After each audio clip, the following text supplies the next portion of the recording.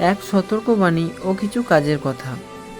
প্রিয় বন্ধুরা, আমাদের প্রভু যীশু খ্রিস্টের প্রেরিতেরা যা বলে গেছে তা মনে রেখো।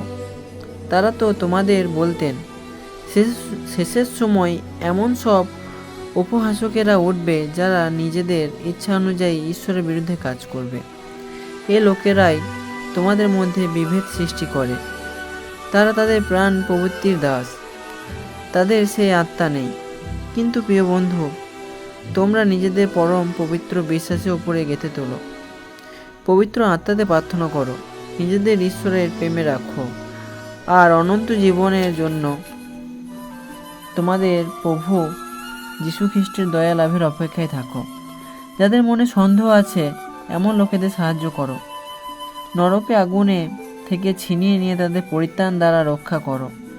অন্যদের প্রতি সতর্কভাবে করুণা প্রদর্শন করো, কিন্তু পাপের দ্বারা কলঙ্কিত তাদের বস্ত্রকে ঘৃণা করো।